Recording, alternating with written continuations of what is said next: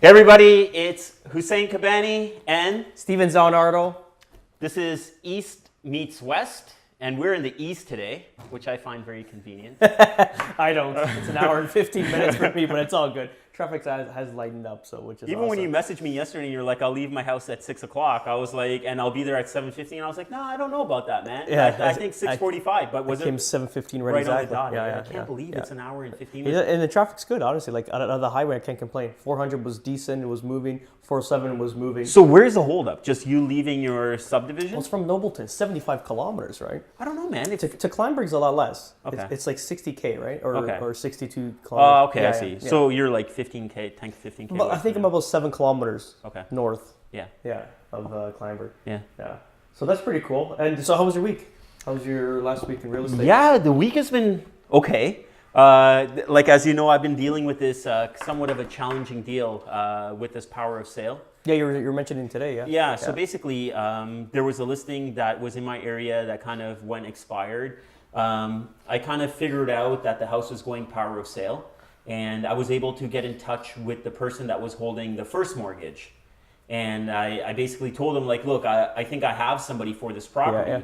And But what happened to people? They lost the property? yeah. So, but actually, let me backtrack. Yeah. I had the guy that actually holds the second mortgage reach out to me via text message, like a So he weekend he before. lent this mortgage to the Yeah. the old owners. The Yeah, old so, se- yeah. So basically, what ended up Previous happening owners. was I get a text message from. I know the previous owner because I used to live on the street, so Yes, I know yes, the yes, previous yes, yes. owner. And they approached me in June to sell the place, and I just said, like, look, you want $1 million for this place? I can't help you. Like, I can't list the property. It's not going to happen. Yeah. And then so they went ahead, listed it. 2 separate agents. Nothing happened with the property. Even though that the last agent got really aggressive. I think they had some offers come in, but ultimately they weren't able to get a deal done. I had another listing just down the street that sold. I have a big sign on it that says, over $42 million sold in this area Yeah. and whatever. So I think it caught their attention. They messaged me over the weekend and they're just like, hey, we have this property. I called them back. They told me that they have this property for sale. And then so basically I looked it up. I know the listing was expired. So then what I did was I told them, like, hey, look, I might have somebody for this property at this point. It's not like I didn't have them before. Like I didn't have them before. They like genuinely just popped up. Sure. So we showed them the property. They like the property. They want to move forward. So what ended up happening is that I'm trying to work with these guys to get the title paperwork. Long story short, like I'll go on forever about this because I'm very irritated about it right now. But ultimately, the second guy on the mortgage ended up, taking over the first mortgage. But what was this holdup? Why would you want to be held? Why would you want to hold this together? Were they making money off of this? I think what happened is that there's 2 registered mortgages on the property. The first one, a mortgage, is the largest one. Okay, Yeah. it was like 700 and change. The other guy's like 100 grand, just under $100,000. Okay, so I think what ended What's up the house happening- worth? Well, I mean, we're selling it for 880. Like, so I guess Excuse that's what me. it's worth. So what are right? they- Market So value. 880, and now he's gonna pull out. So 700, 100, is it 80 grand? The second mortgage? Yeah, second one is like 100 grand, and this guy's got 700 on it, so 8. Let's call it. It was like just After over commissions, you'll 800,000 make bucks. about 60K. The second mortgage will make 60K in the sale. Maybe. I pretty don't decent. even think so, because the thing is, I think that there's back payments plus interest charges plus this Shit. plus this Property plus tax, this. probably. They're gonna say they didn't make money on the property, but I'm pretty sure the way that these guys work, they just bury everything, in their fees. Sure. Like that's what ultimately Yeah, ends yeah, up yeah, happening. yeah. So what ended up happening is that long story short, what I've been trying to do is I've been trying to chase these guys for title. So I know the second guy basically took over the first mortgage. And I think the people with the first mortgage, like they got a ton of other things going on. They're Yeah. a pretty large private lending company, I want to call Sure. it. And they have a lot of things going on. And this was probably one insignificant deal for them. And they just kind of dragged their feet on it, I think. And then so I got kind of anxious about it. And I said, like, guy, I'm going to lose a buyer. You're going to lose a very quick sale. Like power sale is a tough sale. And the fucking house has been on the market for like 100 days. Like, come on, man. I got somebody. Like, let's go. And Were they expecting more money? no, like they were cool. Like before I initiated these guys, before I really said, okay, let's make this work, I made sure that we are going to come to some agreeable terms. Like I kind of worked it out with them already in advance that we're going to come to an agreeable term. Otherwise, I wasn't going to take the listing. I don't want anything to do with this. Even though it's in my area, I don't want anything to do with this property. I don't want it. The only reason did is because we already had an agreeable term. And this is the new area like or your old area? My old area. One my old area. Yeah. So, yeah, man. So it's just like I've been chasing. Ultimately, what ended up happening is that I figured out a way to push the guy that took on the first mortgage. Yeah. And I figured out a way to like angle it to him that it really lit a fire under his ass. And he really started pushing on getting me the title. Well, you threatened to kill him. Like, I mean, yeah. Basically, but yeah, well, not quite, but almost. Like, I mean, it's a lot of money on the line, right? No, for sure. So, and you know how hard it is for us to get a buyer and a deal like this. Yeah. It's like a one-off kind of thing. It's like a small deal. To me, like I don't want to be cocky about it and say the deal doesn't mean anything to me. Yeah. But ultimately, like if I didn't get this deal, it doesn't change my life. No, but you worked on it. Now you're. I want to get it's like compensated the hunt. and you started chasing chasing this gazelle, and now you want to finish the job. You know what, Steve? I'll tell you something, man. The way that this deal is so complicated and what the actual compensation is out of it, it's not worth it. For me personally, it's in my business, it's not worth it. It was more for doing the service for the buyer. You know, like obviously we're going to pick up their listing at the same time, but it was just a matter of actually getting the buyer what they wanted. But I don't want anything to do with this deal. But sometimes it's the hunt too. Yeah. Like not even about the. I know I did a deal at the beginning of this year. It was $80,000 parcel of land. I think it's like 2.5% on 80,000 is what 50. It's like a lease, $1,500. It's like $2,000 maybe. I worked this. No, it's less. I think it's. Well, what is it? 16. Yeah, well, maybe it's like 18, 19. After all said and done, after taxes, it's probably half of that. $1,000. $1,000. I worked this deal to death, man. I gotta be honest. It was the hunt to chase, right? Yeah. It was one of those deals. Yeah, I can appreciate that. But again, just to get off my week, ultimately what ended up happening is that this guy got me the title, sent me a picture yesterday. Got it all done.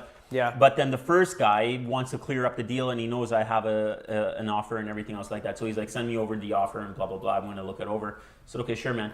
And then he gets off the phone with me. He's like, by the way, I didn't appreciate how you handled my client. Buddy, what do you want me to do, man? I'm trying to protect myself. I'm trying to protect you guys. So and I'm trying to protect my his buyer. Clients? I guess that's what he said. How does that make sense? I don't know. Like these guys, to a certain point right now, I just feel that they're... because he took over the mortgage, now he's become his client. I guess so. Yeah. But like to a certain point, like I don't think the first guy really cared. I think they had so many other deals going on in the background that $700,000 they didn't care. Yeah. I think that these guys are operating at a very big volume. High level, fair enough. I think that they're operating at a big volume. Like this was just like, okay, man, we'll get to you when we get to you. But they've been stalling since like day one. It's just like, I'll get it to you, I'll get it to you, I'll get it to you. Yeah. Like just because he made that comment and it's not going to change anything, like I'm going to go back and I'm going to actually note how many times they told me I'm going to get you the paperwork, going to get you the paperwork, going to get you the paperwork. And when the deal's done, like I still like the guy. I want to have a relationship with him, but I just want to explain to him and say like, look, man, this is how many times I asked you. Yeah. I want to show it to him and say, like, look at how many times I asked you guys for it and what your responses were. Like, what do you want me to do next? Ultimately, I wanted to protect my client, myself, and them. I would let it go. Just wash it. Yeah, you think so? Yeah, I get the deal done. Who cares? Man, oh man. You gotta take it. You gotta take it. What an annoying deal. So many times. What an annoying deal. This is the year of these. I've been dealing with on the agent side. It's one of those where you have to literally, you gotta put your tail between your leg and just like, deal with it and say it is what it is. The main goal is just to get the deal done, and there's so many beatings between the deal getting done and you dealing with a lot of unqualified realtors. Let's call it. Yeah. And I'm telling you, it's a beating, and you're so frustrated because something very simple turns into something so difficult. Yeah. And I talked to my wife about this. I brainstorm a lot with my wife. I'm like, I can't believe this year, right? Like this one after another, and it's a simple deals and we're so complicated for no reason. So it's one of those things. Just as soon as that deal's done, it's just like, get the eraser board and just wipe it and move forward. Well, before we go to your week, I'll make one last comment. Sure. And I forgot last week. So 2 weeks ago, we talked about when I was at that conference and I got that phone call from that person in my area and they wanted to list the place, and then suddenly the day before the appointment, they said, I'm going to be out of town for the next week or whatever else like that. And then you suggested that I should go by the door the next day and put a note there. Yeah. And when I went there, I sent it to you, but I just want to let our audience know that there was a lockbox there. Yeah. Did it go listed? Yeah. It's listed. Yeah, and the fair price. Remember what we were talking about? You asked me, will they list it for the fair price? Yeah, it's a fair price. It's listed at 750. I don't want to mention names, but it is listed. So the only reason is that they didn't listen to you because of timing. I think it's just timing. Yeah? Yeah. But again, and not to harp on it, but I just wish that they were upfront and just said, hey, look, man, you can't make it. It's okay. We got to move forward. I would have been like, hey, man, like, I totally understand. But they had It's worth a shot. Worth a shot. Yeah. What are you going to do, right? Yeah, it's fine. I don't care. Yeah. Should have sent Joanna. You know what? In hindsight, everything's 2020, right? It's all good. Yeah. It's all good. It's all good. My week. So pretty good week. I told you I sold that unit conditionally. Amazing. That was pretty cool. Firmed up? Well, we're under status, so perfect. Condo inspection and finance is done, which is good. Now it's and other deals have firmed up in that complex. Yeah. Okay, so there's no issues with the status. I sold one literally a couple months prior, perfect. right? And what I did, I picked up on a beautiful listed in Brampton, listed it yesterday, and I did a deal last night, late till about midnight, till about 12:30. So that was good. Nice. So we'll see what happens. Yeah, it's pretty decent week. You had that new listing come up in Brampton too, right? Was it Brampton? Yeah. Yesterday. Okay, nice. Yeah, that looked really nice. Beautiful little deal. Yeah. 739, semi-detached, 3-bedroom, 3-bath. Awesome. Good area, good part of Brampton on the border of Vaughan and Brampton, Highway 50. So it's good. It should go. Awesome. Priced well, 739. The last one sold 725, 715. So we're right there. You're right there. The good thing is there's no inventory in the market right now. So I told my clients, we'll budget up a little bit higher. Yeah. We'll play the market, see if we can get you more money because of lack of inventory. Yep. So my Mondays with Steve is like 18,000 units, 17,000 units, where I'm calling it down, right? And even after I made that call on Monday, we went down shortly after that another 300 units. So I want to see next week what kind of units we're at. We're at 16,000 or 15,700. That's low. Yesterday. It's very low. Yeah. Hopefully we get to about 10, 11,000 units by Jan. It'll be perfect. Hey, man, and you know what? So that just circles back to people asking, hey, should I still go on the market before the end of the year? I think yes. Yeah. Hell yes. You should put your property on the market because there's not that much. When everyone's running, you got to go back on. Yeah. And I'm following because I got my assistant gives everything to me daily, right? Suspended, expired, terminated, to see what's coming on and off, especially the areas that I'm working. And you're starting to see a lot of suspensions, right? A lot of suspensions coming on for 20 days. I guess maybe these realtors sold them the dream. We're going to get you sold and get you X money. And now the people come to a reality where it's not going to happen. There's probably 0 showings, which a few of my listings have 0 showings. So now they're just coming off the market. It's suspended. And I think to a certain point, some people are going to start taking them off the market just to get that Christmas they want to have fresh. Rush. Yeah, but that's the wrong theory. You got to stay in it to win it, right? Yeah. I think ultimately right now, just go right to the end. Yeah. People think Christmas is going to throw it off with the decorations. It actually makes the house more pleasant. It makes more homey. Yeah. As long as it's not overdone. Yeah. But the trees and everything, it looks good, right? Like in the house. I don't know. I look. Yeah, I don't know, man. I guess I'm about that clean look and whatever else like that. I don't really know, man. I've always been, let's call it like brainwashed to like say, hey, depersonalized. Yeah, I know for sure. Whatever. So like, in the West, it's okay. Like over there, it's. What are you trying to say? Well, there's different cultures, right? Yeah, for sure. Well, ultimately, like, do you guys use Christmas trees and stuff like that? We have. Yeah, we have. But I think the Canadian generation, yeah, for sure. do, right? I think most do. Yeah. So I mean, it makes the house pleasant, right? You got the lights on. It looks cool. It looks homey. It gives that little different approach to it. Because if it's too stark and cold during this time of year, I don't know. That's true. I think it's a different approach. Well, that's true because it gets darker at night and whatever and you go in there, else it's all like homey. We take all like the Christian insignia out, take all the crosses out. We don't want to have the like the presepios, we call it in Italian. It's like the major and stuff like that. We take that all out, but we just have like general holiday cheer, right? So awesome. Yeah, so that's pretty cool. Yeah. And then going back to also looking at statistics. So again, looking at statistics, and we're watching the market so very in depth right now because we've got to worry about 19. And I'm watching builders come up with listings, and I'm seeing, especially in New Kleinburg, you're seeing the houses that were almost finished. Like they're missing just the garage doors. Yep. That means they're looking for their third deposit from the buyers that originally bought them. They're not closing. Now they're listing inventory houses. Yep. Not inventory houses. It looks like inventory houses, but these are actual sales of new builders. Yeah. And there's about 5 of them came up in one day, just one. Wow.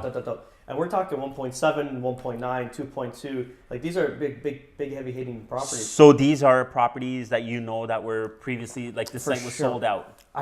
For sure. There's no way a builder is going to build inventory houses. No, especially in this market. Yeah. No, it's impossible. Wow, these were purchased. Looking at economics as a builder, no, I would never do it, nor would they. So it's basically they probably had the first couple deposits. The last one they had to finalize and do everything, and they didn't come up with it. They came short. So started seeing them pop up. So that's the only problem I think that we're going to have going into 19. So you see this as something that's going to affect the market for us in 2019? I think it's going to build inventory, right? But I think at the same time, people will get, if they're still looking to buy, you're going to get a better deal. Because some of these properties, let's say the one 4,500 square feet listed at for 1.7 million now, they sold that for 2.2 million. Oh, wow. Yeah. In the hype of the market. Really? So the builders made his money. Now, if somebody were to buy it, let's say, you know, it is what it is, 1.7 million, but it's 400 or 500K off the original. That's a lot, man. Yeah. 500K. Well, it was overinflated. It was insane. That's the prices. a lot of money. Yeah. So what? The builder's going to go back and sue the original purchaser? I don't know how that works now. Yeah, they should legally. Legally, it's a they're legal in a binding legal contract. to purchase. I don't know if they're going to go back though. Let's see. I think if you're taking $300,000 deposit And they're walking. and they're walking, do you really want to go into court action? So I wonder how that works. The thing is that, like, let's put it this way: like, when someone is buying a resale through a real estate brokerage, that the deposit money goes into a trust account. Yeah. And there's three ways that money comes out of a trust account, right? One is the proper way, which should happen, which a lawyer indicating that the deal's closed, right? So that releases the funds. Yeah. The other way is a mutual release if something goes wrong during conditions, or whatever happens, the buyer and seller agree to release the money in whatever disbursement, right? Mutual agreement. And the other one is a court order. Court order, right? yeah. So how does this work? So basically, that money in our deposit in our trust, right? In our trust account is protected. Our money's protected. Yeah, well, the buyer's money are is protected to a certain point, even though the deal fails in our resale transaction. In resale, yes. Yeah, like the money's not going anywhere. It's not just because so that is a misconception, right? The misconception sometimes I even have with my sellers is that, okay, so if the buyer fails to close, I get that money. It's not true. No. Right? So the thing is that money still is somewhat protected. Yeah. How does it work in a builder case? It's Because sheltered. it's sitting in the lawyer's trust. Right? It's not even in a trust. It's just you make a payment. You make it to the lawyer. To the lawyer. Yeah. Now, legally, he can't use that to build. If I'm not mistaken, so he can't use that money to build. So it has to sit in like a holding account. But let's say the builder folds. Yeah. Where's that deposit go? I don't know. See, it's gone. So and the thing is that look, Tarion has that deposit protection. Only just $60,000. Oh, it's 60. I thought it was less, but okay, like 60K. 60 grand. Wow. Yeah. So that's nothing against your 300K. Well, 300K. What do you do with it? Yeah. So I know there's a friend of mine that when he bought. So imagine when you buy like in 2012, 2013, especially in Meyer and Nobleton, it's always been a ghost town. It's always been a slow market, right? You kind of demanded things. So when he bought the house, he said, "Okay, I'm not giving you my money in trust or to be held by your company. I'm going to put in trust of your lawyer or my lawyer." Yeah. And they were okay with that. Okay. But you try to do that in 16 and 17, it wasn't going to happen. No, it's not. Like either you're putting it here or you're not getting the house. Yeah, and you got to stand in line, and you don't know the price when you're in line, and blah blah blah. Yeah, that was nuts. Crazy. But yeah, so I wonder what actually happens to that the builder's deposit. Oh, it's well, once they forfeit it, they forfeit the deal. Obviously, it just goes into their roll, right? Their bankroll, and then ultimately they're still on the hook for the sale of that property. So let's just say now that they don't sell. So mind you, they sold it for 2.2 million, and now they're selling it for 1.7 million. And let's say they sell it for 1.7 million, they're still on the hook for that 200K, 400K. Well, they have the 300K deposit, right? Yeah, but I think that's separate. Oh yeah. Yeah. Or if that goes towards it. That probably goes towards it, right? Like, so if they bought for 2.2, they sell for 1.7, 300K brings you up to 2 maybe million, it's different in new construction. I have to look into that. Yeah. Maybe it's new because in resale, basically you put the deposit, but there's no further deposits for the builder. That's right. Yeah. Yeah. Yeah. But that's pretty interesting, actually. So, I have a gut feeling that these builders, like, what do they have to lose? I think that they have lawyers that will be willing to roll the dice on it. Do you know what I mean? They're going to be like, okay, there's 200K there. If you're not willing to pursue it, let us pursue it. Yeah. And we'll split it. I think they want whatever they want to come out clean. They don't want no bullshit. And it's also media, social media, and all this stuff like that. Like, no one wants a bad reputation in today's market. Like, there's too many avenues where you can damage yourself, right? And builders, even them, they don't want to go through that. I guess you're right, because the thing is that there's a lot of posts that are coming out about like crappy builds. You know what I mean? Like, there was one post I actually saw it was a Mattachey build, and like the whole side of the house was all cracked. Like know how, I don't know what it's called, the mortar I guess, in between the bricks. Like literally, man, it was like from the top all the way like coming down like this. And the crack in the foundation, like the concrete foundation, like and their builders like, no, you got to close. Like, how would you feel about that? Yeah, they're mass produced. That's basically a GM vehicle. Like, it's just what it costs. Hence the closure. Sorry. No, I'm just joking. But Yeah, no, that's how they. I have a rental property in Alliston. Yeah. Mattamy home. We bought a resale, 4 years old. Every window's blown out. Really? Yeah. So going back to when I was a carpenter, we used to frame for Mattamy in the wintertime. When our builder wasn't, like Townwood Homes wasn't building too much in the winter, we migrate to other big builders that were continuously building no matter the weather. They don't give a shit. The way their houses were built were so like cheap. And basically you get the contract, not because we have a relationship and you do good work. Where's your bid? Yeah. And it's usually the lowest one. It's the money. It's the money because there's such a volume. Yeah. They'll think about this, how far they go down to saving money. Like there's too many accountants involved in saving money versus quality. So interior walls, which are demising walls, they're not structural, especially in houses with roof trusses. So let's say on the second floor of the house, there's all demising walls because you have roof trusses. So it's just to basically separate the rooms. Usually you do 16 inches on center, the studs, right? The whole, the studs, right? And you put the drywall on top of it. So it's a nice strong wall. Even if you bump into it, chances are you're not going to go through it, right? You're either going to hit a stud or it's going to be enough. A Mattamy home, they do 19 inches on center. So 19. So instead of 18, 16, they go 19. 19. And now think about a piece of drywall. It's 48 inches. That's why it's designed at 16 inches. So 16 at 4 feet, you can split the drywall in half and have enough material to drill and nail whatever the drywall, right? Now 19 inches centers, so it's kind of so it becomes flimsy at a certain point. Yeah, sure. And so think about that. Think about just the savings on 3 inches per. That's crazy. So that's how low they. That's how they do it. Wow. So going back to my rental property in Alliston, every window's blown. Every window, and that's not just us. It's a whole entire area. And what that is the manufacturer that went bankrupt now. They're operating under another name. Just that company doesn't exist anymore. They threw in a bid, like we'll do all these windows for X, and cheapest shit ever. The windows are disgusting. It's the actual the interior of the frame just literally just rotted right out, and it's almost like an explosion, and there's all like little salt balls or whatever balls in there. I guess that's for insulation purposes. But I've never seen inside of a window. So that's 4-year-old property. It was 4 years old. All windows were gone. Now we're talking.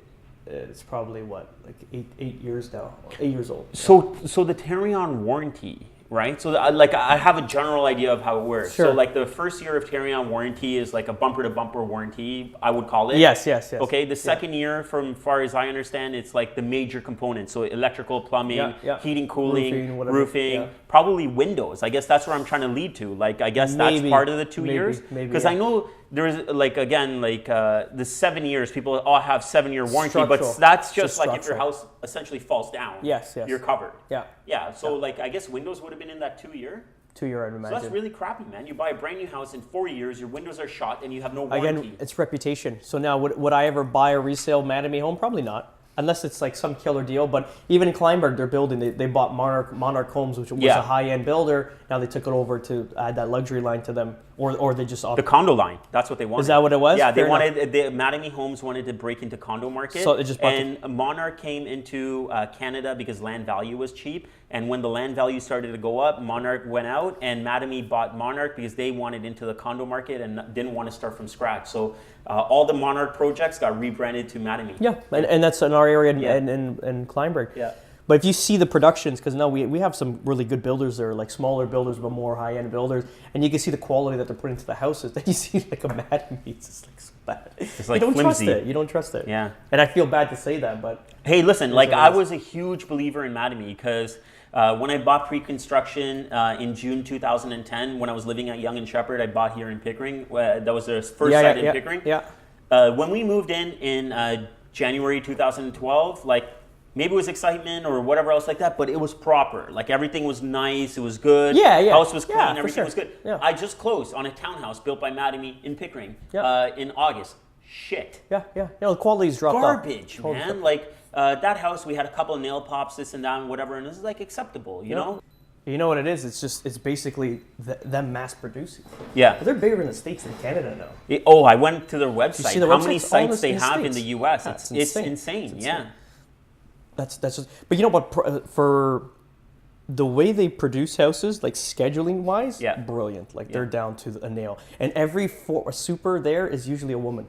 Okay. Multitaskers. So if you see, they roll subdivisions like crazy. They're the way they can produce, to get a production going, second to none. There's no other builder that has that linear amazing like timelines. Like they're fast. But I think that they're also very they're experimenting, and unfortunately they're experimenting with people's homes. Okay. Yeah. But I agree with you. They have a very good process. Or It's fast. like not the quality or the material wise, but the process wise. Yeah. Like I think that's what they're trying to nail down.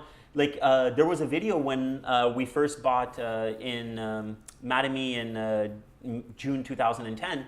I think it was out in Milton, man. They were building the homes inside. Like they were actually going outside and laying the foundation. They rolled but them then out. they would build the house inside the factory, everything, flooring, everything, and then they would shift the house to the foundation and slip it on. Yeah, they roll it out on flatbeds. Come on, man, that's retarded. It's huge. Even in Ottawa, they have a huge site in Ottawa. Basically, they built a plant near where they're building, and they're just it's like the Flintstones. Remember the Flintstones, the movie, where they're just rolling it out? Isn't that nuts? Yeah. That's crazy. They're smart. Like they're good for them. A huge business on that. Yeah, good for them on that. Gallagher, part. I think the owner is. Yeah. No, that's awesome, man. Yeah. But so 2019. Yeah, 2019. Going into the 2019 market, I think we had one of these general questions. Somebody messaged us regarding 2019, and then so last week I played hooky from the office. I went to the development show downtown, the Home Builders show. So and I don't use that just to learn about building and stuff like that. That's we know that it's all about economics in 19. That's why I go down, right? Just kind of get an idea. So I sat in at some very interesting seminars, basically. One for CMHC with subsidized housing, where it's going. Like I have that piece of land up north where easily I can partner up with the government and build a mid-rise or something like that, like a 100 unit apartment, right? So, or I can sell the project that I have now and build. So I just got to look into it more in depth to see what's in it for me at the same time. Right? Do I just sit on the land? Because now obviously I don't want to build right now. There's no it doesn't make sense right now. I'm still going through the DPA approval, the draft plan approval. I'm going to finish that right to the end. That's fair enough. Even now with lawyers, we're moving the properties where they need to be, like in a corporate structure. So this is we're all moving towards that ultimate goal.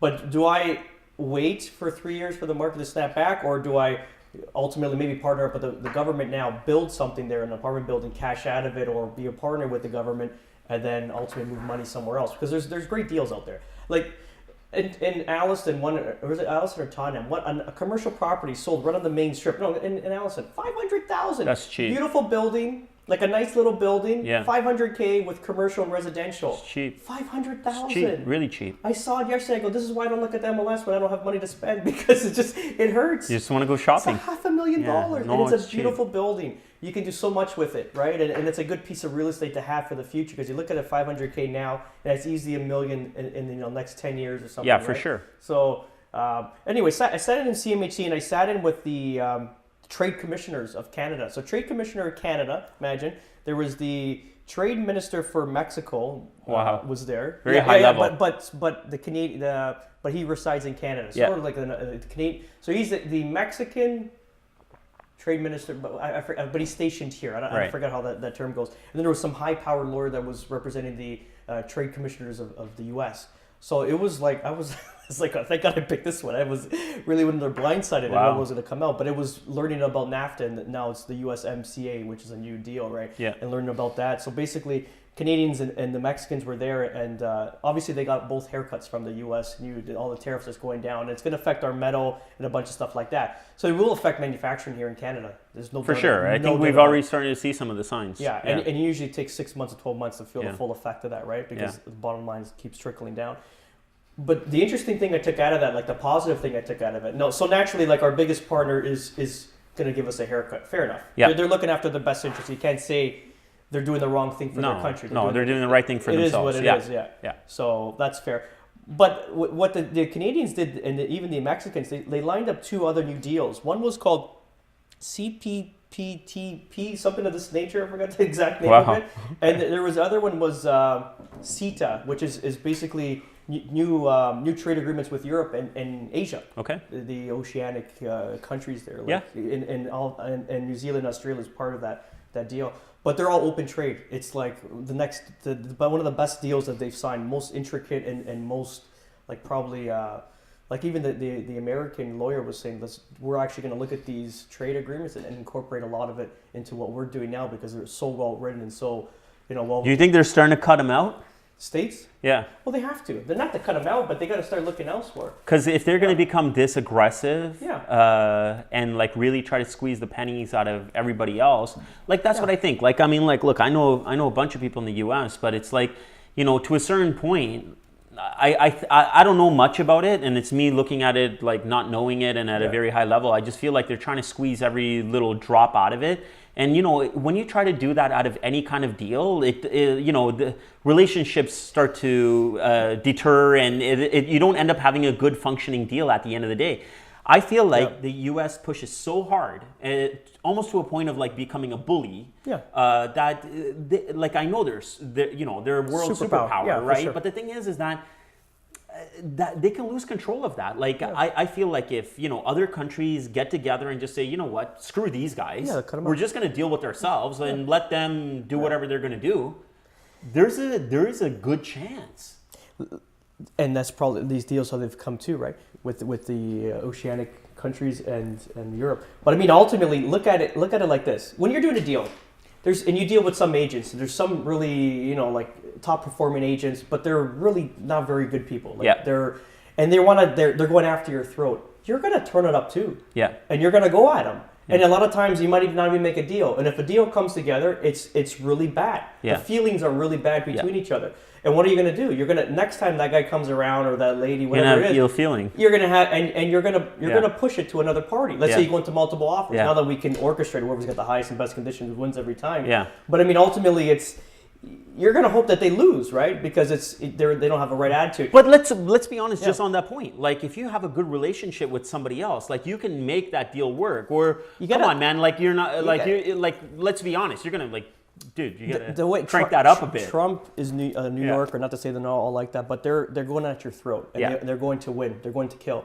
But if you like get what you want and throw a little bit, you know, and make everybody look like like they've done their job, because the Canadians went in there and this is what you're taking. That's it. They're going to cut you. That's all. This is what we want. This is what you're going to get, and that's it. It's not a collaborative negotiation. No, it's not. I learned about this in that course I took this year, the Certified Negotiations Expert, and they talk about that. You got to leave a little bit on the table, so make everybody feel happy. Yeah, it's like, you know, like the like let's call it the U.S. out of this whole pie, they want like 60% of it, and they want you to have 40% of it. Do you know what I mean?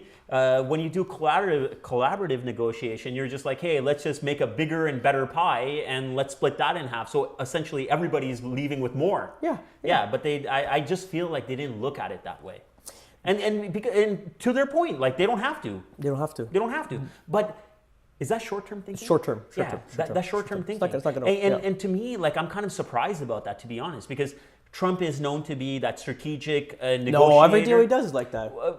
Even with real estate, though, like real estate is like very. Yeah, but this is the way he deals with real estate. It's going at your throat, and I'm gonna win. I'm gonna kill you. I'm gonna knock you off the mat. This is his approach. Wow. This is basically a pattern of him put into this deal. That's how he does. Well, I read his book, a few of his books. The same idea.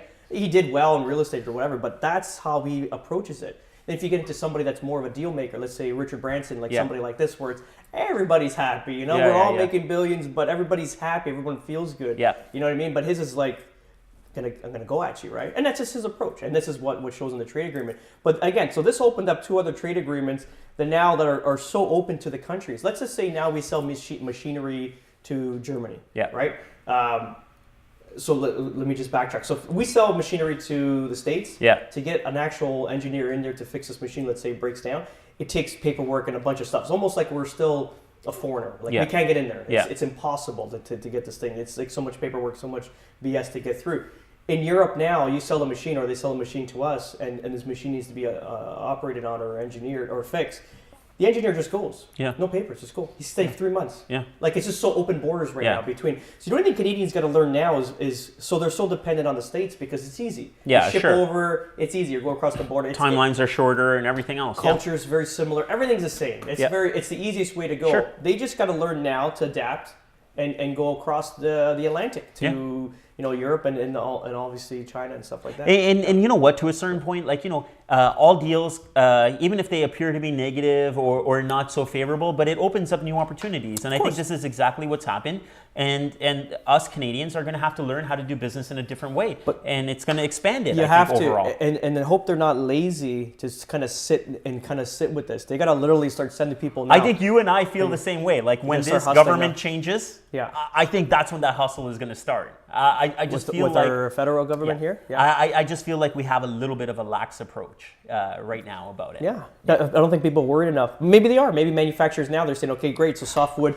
I think the businesses are. Yeah. I just don't think the government is taking a strong enough approach. That's kind of, personally, that's what I feel the problem is. I think that our federal government is just taking too much of a laid back approach to a lot of the things that are going on here. So hopefully it's government. Yeah, but I think that it could be a little bit different, right? Absolutely. I think so. These new trade agreements that was done on the liberal end, maybe kudos for them because they are brilliant trade agreements between the other countries here or the other parts of the world. So the deal is one thing, but execution is a whole different thing, right? No, but all you got to do now is basically. So we have the tools. If you're a manufacturer, you have the tools to go. Yeah. Now you got to go. You got to start hustling. But that's what I'm saying. Yeah. Like you got this stuff in place. Yeah. Now you got to make it happen, right? Hustling. It's like getting a real estate license. You got the license, but you got to do the work. But that's not the manufacturing. Yeah. We got to figure out how to sell, how to make money there. Because even Germany, they're one of the biggest exporters. So it's less likely that we're going to give them a machine that we're going to engineer. Yeah. Their machine's going to come here and they're going to engineer that. So that's probably going to work in their favor. Cars, everything like that. So I mean. I don't know how it's going to affect us as Canadians. To a certain point, I hope Canada gets on board with going back more into manufacturing. I hope more credits open up for manufacturing over here and more incentives. I've said this before. Why don't we just start imposing tariffs? Like I think it was China or other countries. Like they would like export so many freaking vehicles to you, and we're just like, bring them in, bring them all in. Bring them all in. Yeah. But when you try to export vehicles to them, they're just like, no, we got a limited. Like you can only do X amount over here. So why don't we change the consumer behavior by force in Canada? Basically just say the imported products that are coming in, they're going to be taxed and tariffed so heavy that it's not going to make sense for you to actually buy them. It's going to be more lucrative for you to buy domestic product. We're going to have to go through some short-term socialism. but overall, it's going to be better for our economy. But we don't make a car. It'd be this American car. Yeah, but like other things, like other than vehicles and things like that, where we have the capacity. That's what Trump's saying now. Buy only American. That's why we're having all these problems with tariffs, right? The other thing I think that there may be opportunity in is that maybe I think we're in an environment right now where everything is so disposable. Yes, for sure. So disposable. Even cars, Yeah, but like maybe there should be some way of or like refurbishing some of these things so they have an extended life. I really like the idea of what IKEA is doing. IKEA is basically saying, hey, you're done with the furniture? Bring it back to us. Bring it back to us. Yeah. If it's in good condition or whatever else like that, they'll buy it back from you. Get out of town. Yeah, man. They'll buy it back. And what are they going to do with it? They did they're going to sell it back to the public. Really? Yeah, man. I love it. I freaking love it. And you're going to buy something new. Yeah, they give you store credit or whatever else like that. You take your store credit and you buy something. It's a win-win for these guys. They're going to store all that shit. But IKEA is massive, bro. But they already have working it. Like maybe they'll start in their as-is section. Every IKEA store, because I shop the as-is section. Yeah. Fuck it, man. Like, dude, man, I get the same thing for like 25% less, and it's assembled. Bring it to me, man. Bring it to me. I got a truck. I'll pick it up. You know what I mean? But like, I think they're very smart. I really, really like the idea of them doing that, and I think that more companies should have that intuition, right? Yeah. I'm done with my 55-inch TV. It's a nice TV. It's 4 years old. It works perfectly, but I'm done with it. Please take this back. Yeah. Give me $300 for it, and I'm gonna go ahead and upgrade to my 65-inch now. Smart. I would love doing that. Oh my gosh, yeah. Yeah. But I hope that these are the thoughts that get put into people's minds because IKEA has essentially, I believe, innovated, it started that, and I hope it continues, and I hope other people get on board. They'll jump on board right away. I really hope so. Yeah, because that's awesome. Yeah. That's cool. Yeah, man. Got from our market to the international trade. USMCA. So go ahead. I think we'll be okay for 2019. Going back into that, going back to that question, so we'll be fine for it. I think ultimately. I think so. Till at least the election time, right? So we'll see. Probably they're going to boost up the economy. They're going to have to do it. Supposedly, I was talking to a few mortgage agents and people in the bank, so they're thinking of maybe what they can do with just to kind of make it easier for buyers in buying real estate. Is, immortalize more. So we're at 30-year right now. Maybe do 35-40. And they've done it before. Kind of crazy, but anyway. And also the stress test. Instead of 2% over, maybe 1.5% or 1% over the going rate right now. Yeah. Because we're at 4% for a 5-year fix, let's call it. Yeah. Just for easy Roughly. math. Yep. So you're going to qualify for 6 points, which is kind of ludicrous. So maybe they'll just qualify them for 5 points, which brings the ratio down and gives them more buying power. So those are two options, right? To like the federal government can adapt this. Sure, they can. And ultimately fuel that economy up until they get elected. Then you'll have that little flat period, right? Yeah. That's a. I think overall I agree with you. I think in 2019 we're going to more or less mirror kind of what happened in 18. Just like what you were saying earlier about some of the builders' homes coming up for sale. Yeah. I think here and there you'll see a little bit of down and up, but you know, as I think we both agreed, like real estate is a long-term hold. So I think that if you're really looking at it the correct way, these little bumps shouldn't really affect you anyways, right? Right now we're in the bumpiest period. Yeah. And things might not look clear because you're on rough road, but I mean, ultimately, it's going to a destination. Sure. And unless there's some nuclear warfare or everyone's artificial affected at intelligence that takes over the world, and we're and that's gonna at some point happen. It's another conversation. Yeah, Did you watch Elon Musk and Joe Rogan? No, you told me about it. I didn't watch it yet. That's like trippy. It's a funny thing he says. He goes, "This could be a simulation right now. We could be simulated. This could be like another world, and this could be a simulation right now." It's wild. It's crazy. Like, I don't know how people can sleep thinking about that because I'm a little bit. I'm a compulsive. I'm an OCD by nature, right? Yeah. So if I start thinking of simulations, I'm going to be freaked out. I don't think I'll sleep at night. So I gotta dummy it down just to kind of. I don't think we're gonna. I think we're gonna get close in our lifetime. I don't think we're gonna see the full effect of it. Of what, the artificial intelligence? No, it's right here, buddy. Yeah. Full blown use of it. I don't think we're gonna get to it. You think we are? Yeah, by far. Yeah? 1000%. Yeah. Well, I guess it's true. Like 20 years would make a huge difference. Not even. I think we're 2019 going into 19. Yeah. Yeah. Another 5-10 years, you'll be. You think so? Yeah. Full blown out. Yeah, it's gonna be crazy. Yeah. Yeah. Well, look at Elon Musk. He wants to create that. He created a company called Neuralink. Yeah. So basically, you're going to be a cyborg, basically. So what he said now, which makes sense, we're all cyborgs. Why? Because our phone. Yeah. All my memories are here. All my videos. That's true. All the pictures. So instead of like scrolling through your mind, you're scrolling through your phone. Yeah. You need information. Let's Google. What year was Einstein born? Yeah. You don't have to read a book and learn about it and remember. It's like you tap on it. So this is basically a secondary brain for us, right? Well, it's just what we were talking about crazy? too, right? Like with like the Google glasses. Yes. The Google glasses, and there was a couple of other things that we were talking about. Oh, the Google Lens. Remember, the Google Lens. You told me about that. Yeah. But what he's thinking of doing is literally plugging in. Yeah. So imagine this this is in here in your brain. So it's literally like you can search information like it's insane. That's crazy. I think I'll plug in. Yeah? Yeah. Why not? I would. I want a couple 100,000 people to try first. Yeah. You need to try. I don't want to be the first guy on the scene with this chip in my brain. The problem is with that is you don't want. Imagine like other people are getting this type of. And then your brain will get hacked. Yeah. Right. But what about let's just say now like you're there's a super intelligence out there with people with this plugged in, brain, let's call it, and you're not plugged in. It's like that movie. Did you see that movie where the guy takes that pill and it makes him like, I forgot what it was called. Matrix? No, it wasn't Matrix. I think it was. Limitless. Yes. Limitless. Yeah. Limitless. Exactly. Yeah. So something to that effect. Imagine. Yeah. But like cool. I think I came across something interesting. So when they start doing this, like, look, man, they hack your bank accounts. I heard yesterday on the radio that they're hacking your freaking points now. Who's this? The hackers. You know what I mean? Like hackers hack your bank account, right? Yeah. Now, yesterday on the radio, I heard like they're hacking your reward points, loyalty points. Smart. Okay, so now nobody ever looks at them. I don't look at them. Never. I got a bunch. Yeah, I got 450,000. There you go. Yeah, same here. So now they're hacking your loyalty points. They put that shit in your brain, like that chip in your brain. They're gonna hack your brain. That's nuts, man. It's the world. That's where we're going. It's crazy, man. All right, off of this, and our last. Let's do it. And our last, we had one more question. What was it? And it was a quick one. It was basically just first-time home buyer. Oh, fair enough. Yeah, the first-time home buyer. Should we save the 20% or, just bite the bullet and go in with the 5%? Because obviously if you put 20% or less down, you got to pay the CMHC insurance. Yeah. What's your thoughts? I'll go from my experience. When I bought my first house with my wife, we put 12% down. We couldn't afford the 20 points, and Well, you put 12. 12%. Yeah, literally, I know the exact figure. But we didn't have money wasn't given to us by our parents, nor there was a combined effort. Yeah. So we had I think the house was $335,000. We had 70 grand or something of that nature. I think it was something like that. So I think we put 60 or maybe whatever. Maybe we put the full 70 down. But I think it was 12%.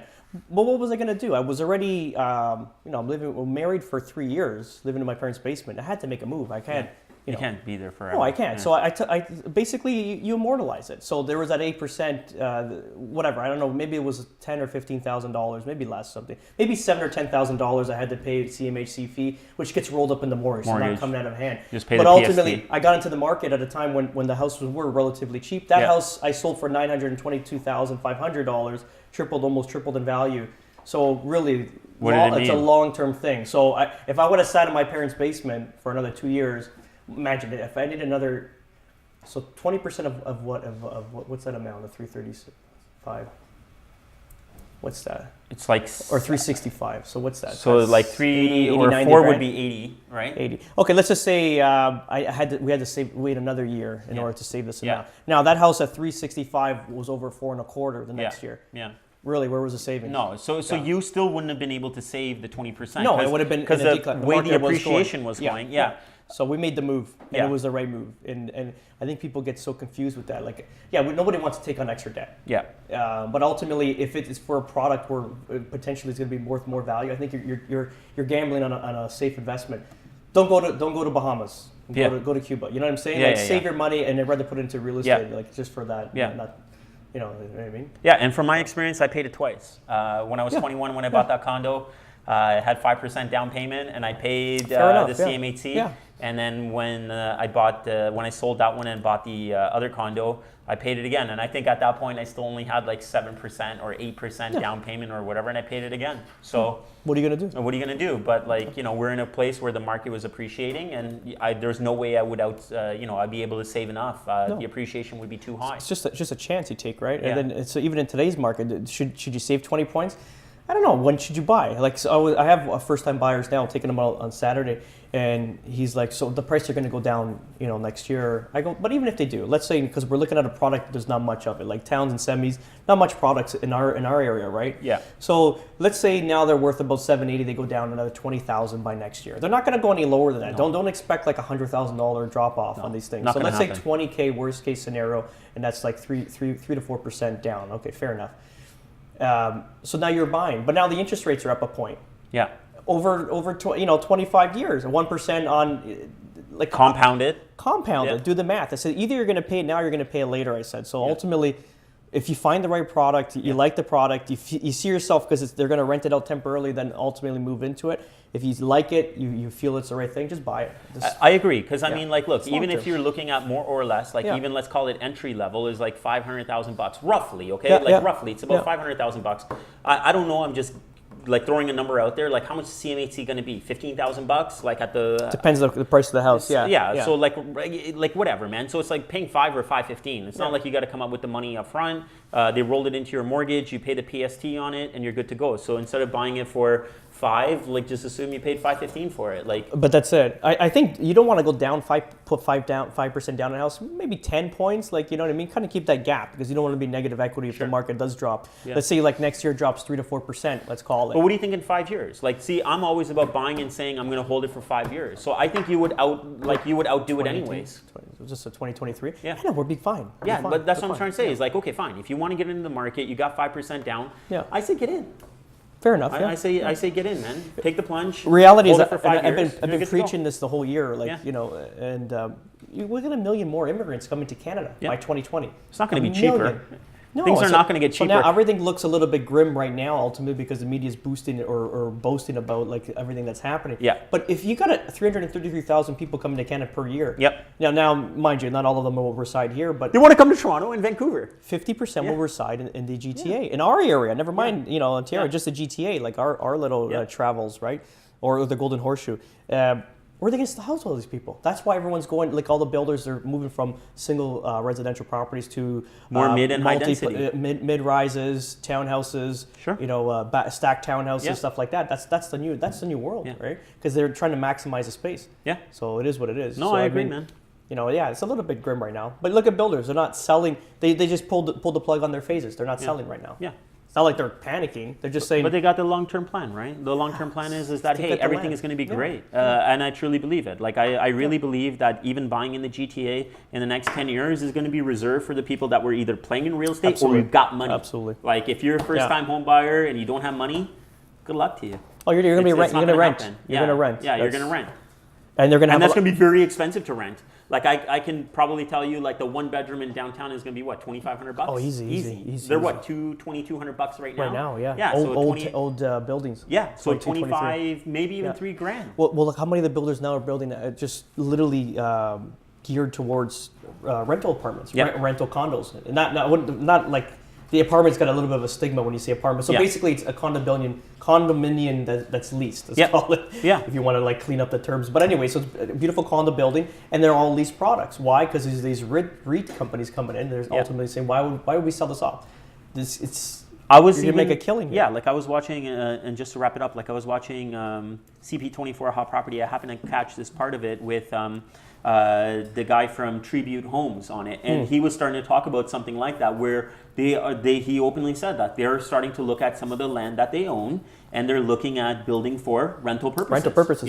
So there's a lot of shift towards that. They're all going. They were saying before that it wasn't so lucrative before, but now it's starting to become a lot more lucrative for them to build this building and rent out the whole thing. And why is that? Affordability. Yeah, affordability. So people, like you're saying, first-time buyers that can't get into the market in this market where we've dropped now. Let's say 30 points from the height of the market of last year. If you can't get in now, you're not going to get in. Don't think you're going to get in later. You're not going to get in. You're going to have to make a move. So you're right. I think it's affordability, and the other thing, like obviously from the builder side on profitability basis, they're looking at it and say, hey, like look, we're going to build these 100 units, just rent them out. Like we're going to get huge. And you're holding money a piece for of real estate. Huge money. Yeah. Why? You can sell them off later. They're going to build them in a format. Yeah, and they can sell them off where to they a can sell them out. Yes, you know what I mean. That's the whole plan. Yeah. They'll rent them out. Some of them will keep them in their portfolio because ultimately, it's not a vicious cycle, but it's that cycle where you buy land, you develop, you cash out, you move on. You buy, you it's develop. It's a business transaction. But sometimes you like to hold on to something that's got a residual, right? Yeah, so if you got a 100, 200 unit apartment building, it's generating $2 million, $3 million a month for you. I can't even do the math, but I mean, so let's just why say, not? Yeah, why not hold on to it? It's residual value. It's part of your portfolio. And again, once it's all up and running, you can sell it for marginally a lot more money, right? Huge money. Yeah. Cool. Awesome. Very good. That's great. It's all good. All right, man. That's East Meets West with Steve Zalunardo and Hussein Kabani. Please, guys, subscribe. And if you need any more information on real estate, please direct message us. We'd be happy to answer your questions for sure, guys. Have a great week. Absolutely. Take care. Bye. Ciao.